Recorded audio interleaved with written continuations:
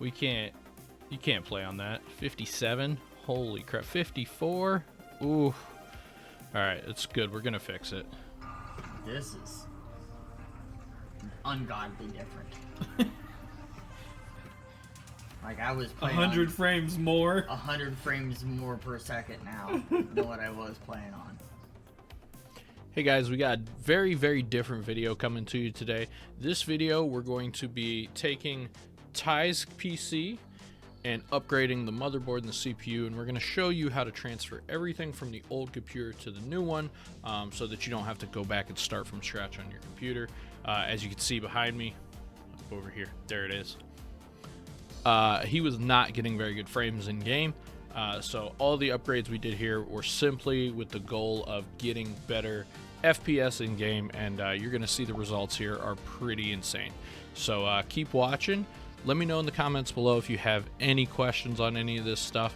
Also, do me a favor, if you like the video, hit the like, share it with a friend. Anyone you know that likes PCs or gaming and has any questions, they can always ask me as well. I am live 4 nights a week on Facebook. The link to that will be in the description as well.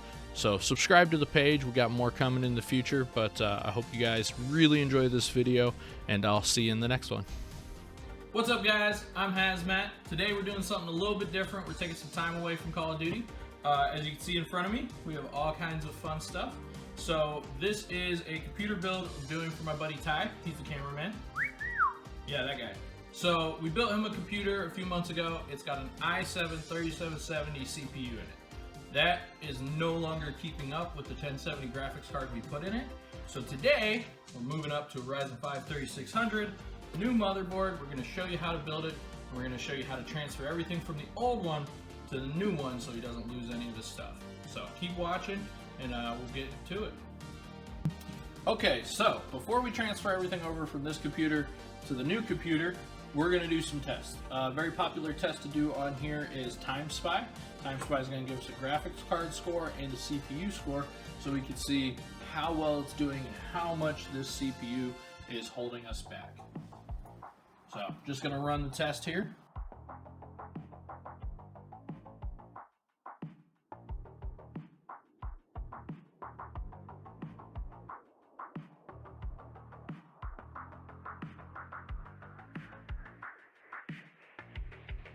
CPU score is going to be so low. I'm guessing like under 4K. We ran the tests. Here you can see the GPU score is actually pretty darn good. So we got a 6319.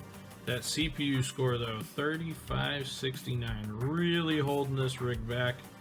You can see there, i7-3770, GTX 1070. That's what we're working with. That's what we're going to compare it to. The main game that Ty plays is Call of Duty, which is what we play on stream. So right now, I'm going to walk over here. He's going to drop in Plunder, just so we can get a good view here. This corner has got our frames, our CPU and GPU usage, and temperatures. So you can see even in the menu screen, CPU is being used about 50%. It is stressing for this game. So as we drop in, we're going to see here, GPU is barely doing any work, barely getting above 50%. CPU is stressing, and our frames are in the 60s, even down in the 50s. So, starting off, first thing we have is the motherboard. I am getting Ty a B55 or 550M Bazooka MSI motherboard. The reason we went with this board, pretty simple. 500 series chipsets have a lot of room for compatibility for future chips. So we are going with a 3rd gen Ryzen CPU instead of the 5000 series, because you can't get 5000 series anywhere right now. And this board will give us everything we need to upgrade it later if we decide to. So there you can see the board. We're going to walk you through what to do from here. Here's a motherboard. We're going to get a nice close-up for you guys. These brackets are AMD factory brackets. However, the cooler that the AMD comes with no longer uses these brackets, so I don't know why they still use them. So, first things first, we got to take these brackets off. There's a backplate on this that's going to fall off. Okay, so once those are gone, you can actually see the metal's still there. That's good. Make it easy for us. All right, this is our CPU. All we're gonna do to install the CPU, take it out of here. Always hold these by the sides, especially on Ryzen because they have pins on the bottom of them. So there should be a little triangle right on the corner. It's kind of hard to see. There's a triangle on the motherboard. You take this little pin here, you line those triangles up, it falls right down in, and now now the CPU is installed. That's it. That's all it takes to install CPU. Now, next step there, we're going to take the cooler and install. Okay. This is thermal compound. This is Noctua thermal compound. For the price for performance, this is one of the best thermal compounds you can get. All we're going to do here is we're just going to make a little X. So very thin line. A lot of people will say, okay, make a dot in the middle, whatever. But that is all you need. And actually that might be a little bit more than I wanted, but it'll be okay. All right, now we're gonna take the cooler and we gotta see if it'll fit this way. It will. So we're gonna set it on there. Make sure all my screws are lined up. Oop, that's not my screwdriver. And then we're just gonna start to tighten it down. Now this one, as you can hear, as I tighten it, it is spring loaded. So just like you would do a car tire or anything else, you're gonna do a little cross pattern here as you screw these down.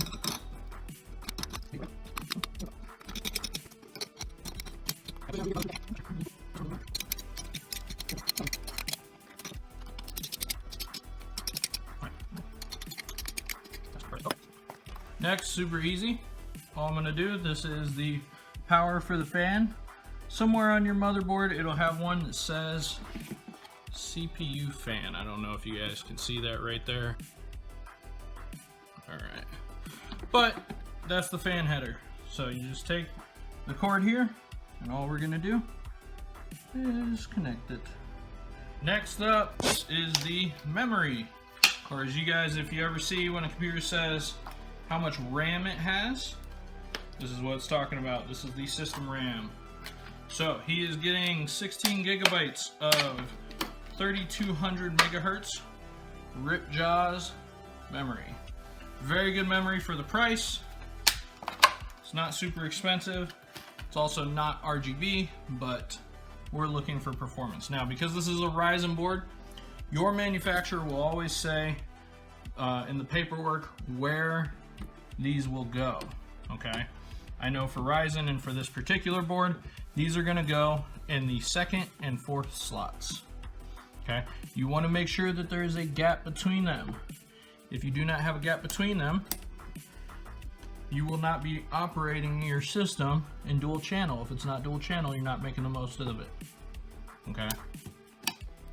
There we go, and that's all you gotta do. Just push them down till they click. All you do is flick these little tabs out. When you push it down, they close up on their own, right? So if I wanted to remove it, same thing. Push it out, comes right out. Okay? Super easy for you guys. Click, click. All installed. Now this is ready to go into the case. Now we've got our CPU on the motherboard, our RAM on the motherboard. The next step is to put it in the case. So here we have a Corsair case. Most cases will be pretty much the same. This is a mid-tower case. What you're going to see here is you're going to see little standoffs in the bottom here. Actually, I'm skipping steps. I'm sorry. Just kidding. Next step is to put the I/O shield in, because that's the rookie mistake that everybody forgets. So I/O shield should be in the box. It is this flimsy little piece of metal here. Then this one is actually kind of bent. Make sure you've got it in there the right direction, and all it does is just pop in the back. There we go. Okay, now the I/O shield is in. We're gonna drop this down in, and you're looking for the little holes on the motherboard. You're gonna line those up. with the I/O shield, and the holes on the motherboard line up with the standoffs in the case. Now this case is very nice. It's got a little lip on those, which makes it super easy to line them up. And then all we got to do is screw them in. So I personally like to start right in the middle and then just go around to each one. These do not need to be super tight, just snug.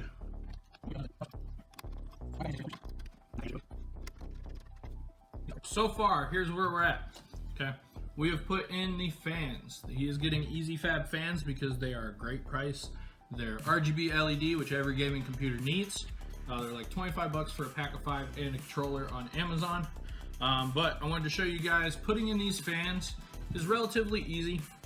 All you're gonna do is line them up, put the screws in.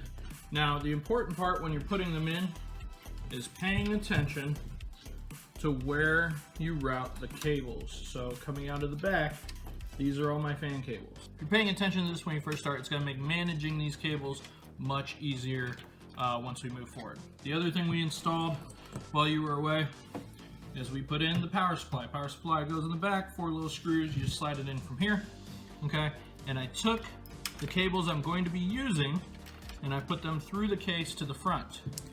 These cables are going to be used for our SSD and our hard drive, and then there's 2 extra cables that are already tucked back in underneath where you can't see them, they're out of the way.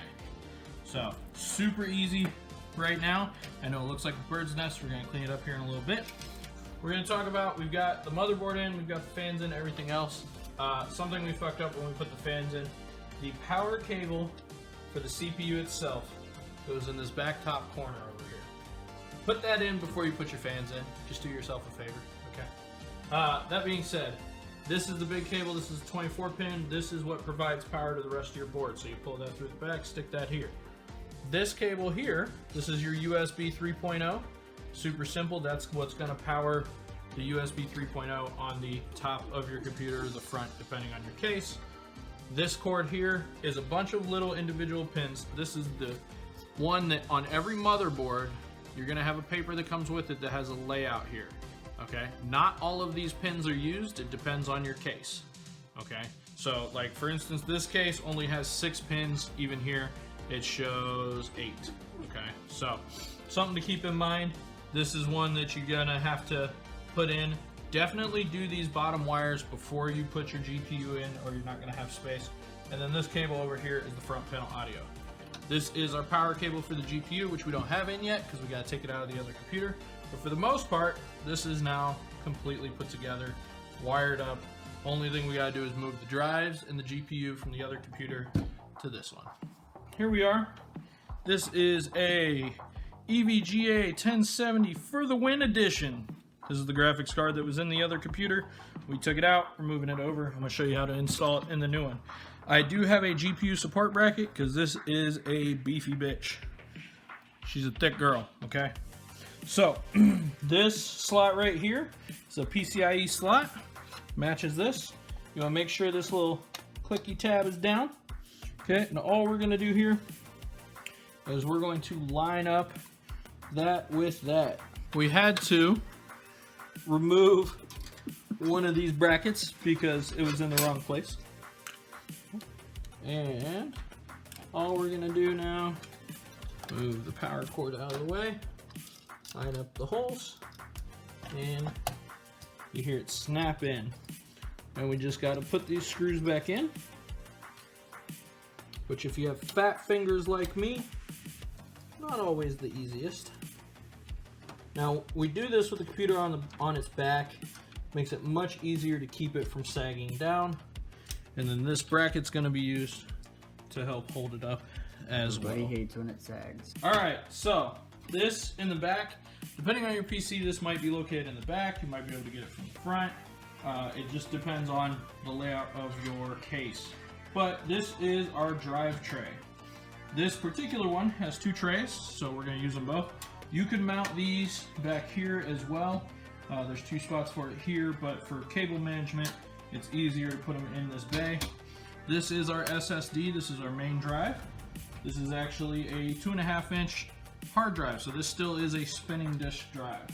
But all we're gonna do, once we screw them to these brackets just slide and snap. Once we've got them in, boom, boom, we're gonna take our SATA power cables and we're going to connect the power to these. There is a little notch on them, so you want to pay attention to where the notch is. You only go on here one way. Okay, and then the other thing you have to do now is you have to take the cables, that would be these are what's going to connect these to the motherboard. So it's a smaller plug, and it's going to go in here just like this.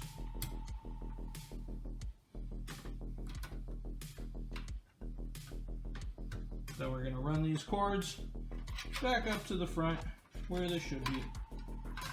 And they'll be off out of our way from the drives. For the most part, we've got the drives installed, we've got everything installed. The last thing we have to do is these fan cable wires that I talked about earlier.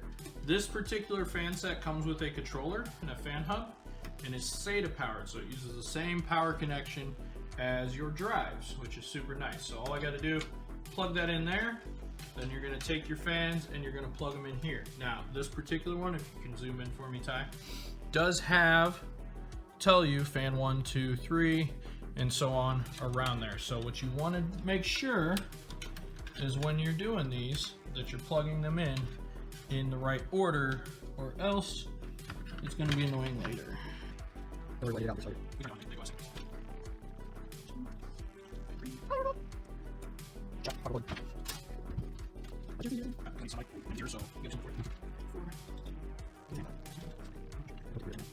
Alright, now the fans are installed. Now all we gotta do is manage these cables. Okay, so we had some issues with the build. Went to turn it on last night, everything would power up, however we could not get it to post. This is a common problem, which meant we had to diagnose. So after swapping out, there's little LEDs on the motherboard, and they'll tell you what the problem is. This particular one was saying it was the GPU. But we know this GPU worked from the other computer, so I didn't think that was the issue. I even swapped my GPU out of my computer to test it. We checked the RAM, we checked everything else. Came to figure out the PCIe slot on the motherboard was dead. Unfortunate, but it does happen. So went up to Micro Center this morning, got a new motherboard, came back, everything fired up. So now let's talk about what you want to do when you fire up your computer the first time. You want to get into the BIOS. For this particular motherboard, every motherboard's different. You have to keep hitting the delete key. So as you're firing it up, hit the delete key, it's going to boot into the BIOS here. Okay, so once it boots up, this is the BIOS screen. Now this will be a little bit different depending on which computer or motherboard you have, but for the most part they're all the same. Because we're reusing the hard drive and the SSD from the old computer and a new motherboard CPU, you need to go into the BIOS.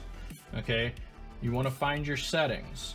Okay, in this, if I go system status, when I first looked at this, it would show these drives, but they weren't on my boot priority up here. Okay, so this is the advanced system of the BIOS too, by the way. So what I have to do, I have to go back here, we go into advanced. On this particular one, we went down to the Windows OS configuration, and you'll see here it says CSM. You have the options for UEFI or CSM. You need to make sure CSM is on. Depending on which manufacturer you have, it might say CSM enabled, disabled, something like that. But that's the first thing you need to turn that on. Okay. Then we go back, we go to the boot menu, and then you would need to find your drive that you're going to boot up, which for us was the SSD, solid state drive. We put that as the first boot option. If it's not showing up on this list, you have to go down here and make sure it's on this list for the drives that are in the system. Now mine was out of order because I plugged them in out of order. So it had the hard drive here first. So all I had to do was disable it, right click, Nope, just click on it. I hit disabled, and it automatically moved the SSD up, and then I went back in and re-added it. Okay, so once you've done all that, then you can restart the computer. You would hit the X up in the corner, that would save and exit. One other thing I did do while I was in here is this particular motherboard has a factory overclock setting. So this AXMP profiles, all I have to do, it's a one-click overclock. So these RAM in this computer was only showing up at 2333 megahertz. As soon as I turn on the XMP profile, it automatically goes to 3200 megahertz, and it also takes my CPU, which is normally a 3.6 gigahertz up to 4.2 gigahertz. So that's all done. All I have to do now, save and exit, hit yes. Now it's going to restart. Now it should boot into Windows. Ta-da! Now we're booting into Windows. Alright, now as you can see, this computer's already got everything on it that he had from before. The last thing I needed to do was I went in here, went to Google, type in Ryzen chipset drivers, because we did have an Intel CPU before. Now we're going to an AMD CPU. We need the drivers for the new CPU and the new motherboard. All you got to do, type it into Google, go down here, Windows 64, find the correct ones for what you have. Just say driver details, it'll show me right here is our chipset, B550, and our processor, 3rd gen processor. So I downloaded that, installed that. Now when I go to my device manager, now we can see when I go under processors, right here, it's got all showing AMD, so it no longer shows Intel. Everything is good to go. Now we can do some testing, see how this computer is doing. So now we're going to run Time Spy, same as we did before we changed everything yesterday, and see what our new results are.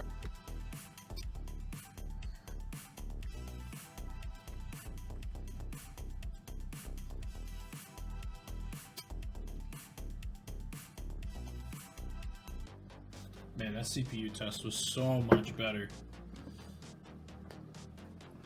So now, looking back here, we almost doubled the CPU score on this test. As you can see, this system is still a little bit above average. This is really with no overclocking other than the XMP factory profile from the motherboard. CPU score before was, I'll have to go back and look, I think somewhere in the 3000s. Now well over 7,000, so massive jump. We're going to do some testing in game just to show you those differences as well. It's a wee bit better. Feel a little different? Oh yeah, this is ungodly different. Like I was playing 100 frames more. 100 frames more per second now than what I was playing on. Now I literally have zero excuses for why I play like fucking garbage. Like, I'm just Are you garbage. excited? I'm very excited. I need to get this thing home so I can get it all plugged in and running.